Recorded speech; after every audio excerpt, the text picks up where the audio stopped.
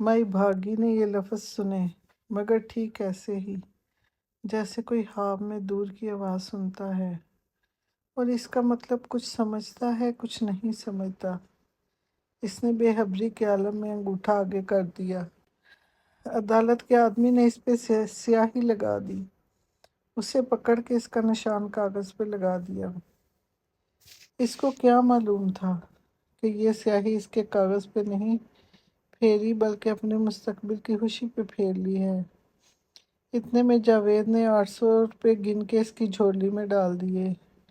माई बागी की आंखें रोशन हो गईं, मगर ये रोशनी चिराग की लौ थी जो बुझने से पहले एक दफ़ा हंसती है और इसके बाद अथाह तारीकी में गायब हो जाती है। अदालत से बाहर आके माई बागी को सूरत हाल का सही एहसास हुआ। इतने रुपए अगर इससे पहले मिल जाते तो अपने झोंपड़े में जाकर शायद 100 दफ़ा गिनती और फिर ज़मीन पे गाड़ देती। लेकिन अब कहाँ जाए? इसने बहुत सोचा, चारों तरफ देखा, लेकिन कोई रास्ता नज़र नहीं आया। वसी गुंजान आबाद दुनिया में वो तन्हा बेबस थी। इसका कोई अपना न था।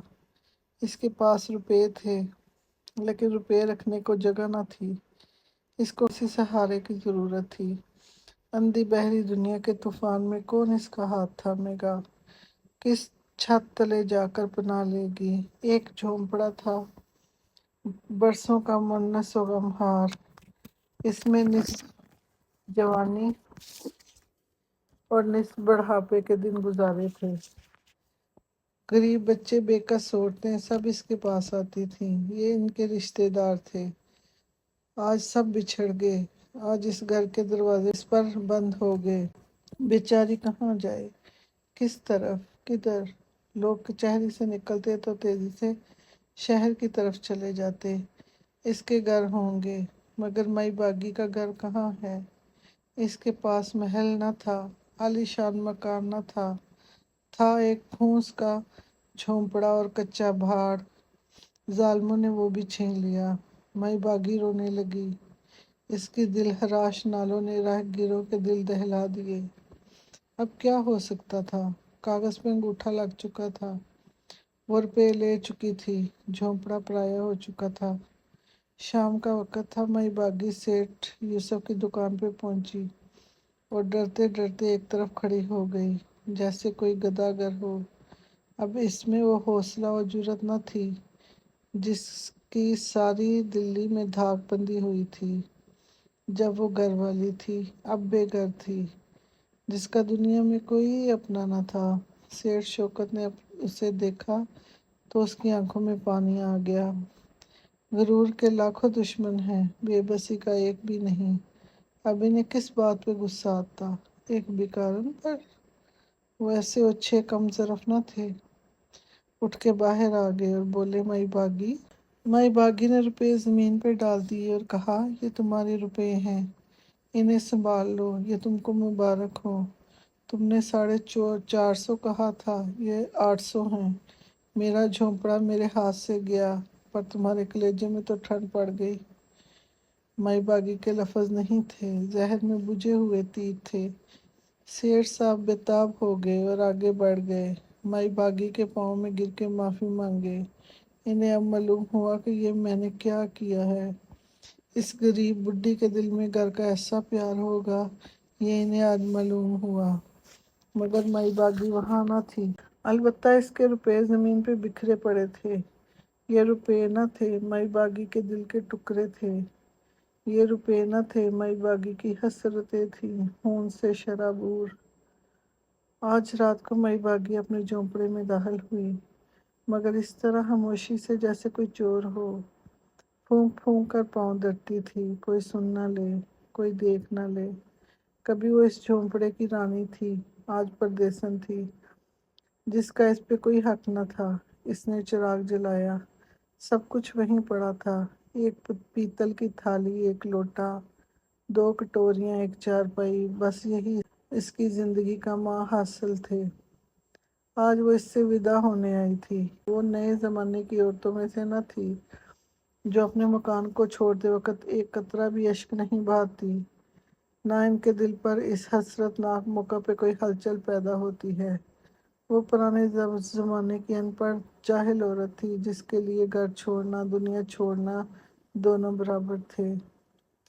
وہ اپنی چیزوں سے لپٹ لپٹ کر روئی، گویا وہ بے جان اشیاء نہ ہوں، جیتی جاگتی سکھیاں تھیں جن کی جدائی کا خیال اس کا خون سرد کیے دے رہا تھا۔ اس وقت اس کا دل رو رہا تھا۔ صبح کا وقت لوگوں نے دیکھا، سب کچھ وہیں پڑا ہے، اسی طرح اسی جگہ، صرف مائی باغی نہ تھی۔ مکان موجود تھا، مکین کا پتہ نہ تھا۔ سیٹھ شوکت کی چال کامیاب ہو گئی، یہ جگہ 2000 میں بھی نہ بیچتی۔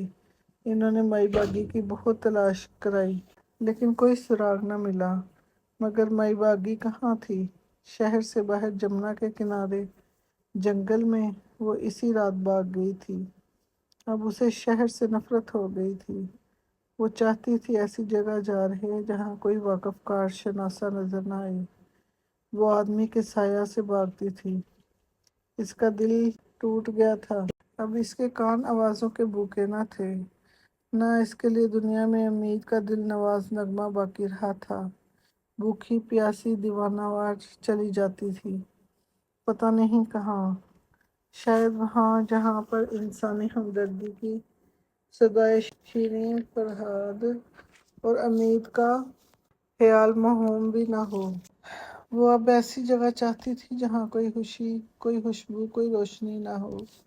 رات کے اندھیرے میں مائی باغی پتھروں سے ٹکراتی، جھاڑیوں سے الجھتی، گڑھوں میں گرتی پڑتی اس طرح چلی جاتی تھی جس طرح اڑتے ہوئے پنچھی کا سایہ چلا جاتا ہے اور اسے روکنے کی کسی میں طاقت نہ ہوتی۔ وہ آدمی اور آدمی کے خیال دونوں سے دور دور بھاگ رہی تھی۔ جنگل کے ہونہار درندے اس آدمی سے کہیں زیادہ رحم دل اور مروت پسند معلوم ہوتے تھے۔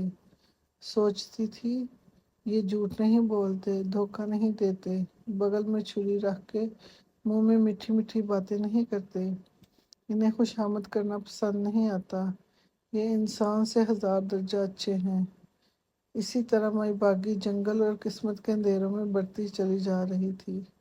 بھوک، پیاس، سردی اس کی طاقتوں پر غلبہ پا لیا۔ اس کے پاؤں رک گئے اور وہ کسی بد نصیب کے نصیب کی طرح اندھیرے میں جنگل کی زمین میں بیٹھ کے رونے لگی۔ رات کا وقت تھا، چاروں طرف تاریکی تھی، گیدڑ کی مہیب آوازیں رات کو اور بھی خوفناک بنائی دیتی تھیں۔ مائی باغی اپنے جھونپڑے کو یاد کر کر کے رو رہی تھی، مگر ان کے آنسوؤں کو دیکھنے والا سوائے آسمان کے ستاروں کے اور کوئی نہ تھا۔ مائی باغی نے جنگل میں 15 دن بسر کیے، درختوں سے پھل کھاتی، جمنا کا پانی پیتی اور رنج و غم کے گیت گاتی، یہاں تک کہ اس کا دل اچاٹ ہو گیا۔ وہ پھر اپنے پرائے شہر کو واپس آئی، لیکن شہر کے قریب آ کر اس کا دل بیٹھ گیا۔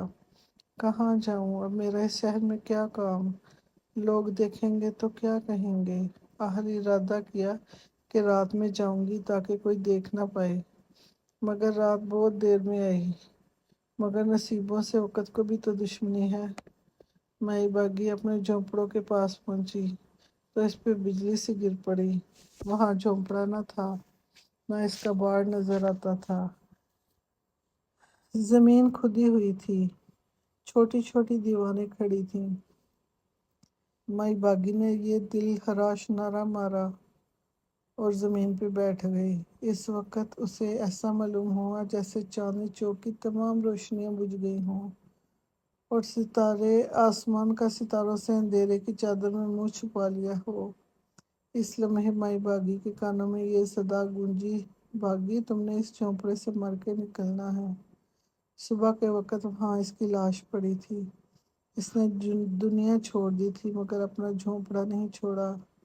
نئی دلی میں پرانی دلی کا ایک چراغ روشن تھا، وہ بھی بجھ گیا۔ سیٹھ شوکت کئی دن گھر سے باہر نہ نکلے۔ شکریہ۔